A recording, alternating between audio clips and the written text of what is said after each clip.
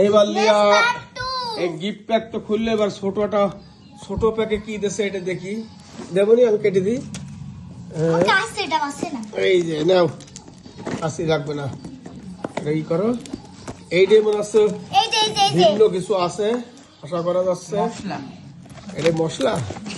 ওরে বাবা, এবার দেখি মশলার ঈদের সময় কোরবানি মশলা কি কি দেখে নি। দাঁড়া, এক এক করে বের করো। এটা কি মশলা দেখি?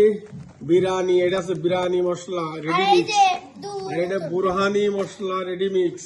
বাহ, এটা ফিরনি মিক্স। এটা রান্না করে এখনই। সাথে আবার দেখতেছি এটা হতেছে, সাথে আবার নুডলস হতেছে। আর এটা কি? এটা তো রাঁধুনি গরম মশলার গুঁড়ো। এটা এই গরম মশলার গুঁড়ো আছে, সমস্ত মশলা মিক্স করা। কত ডিম দেখি?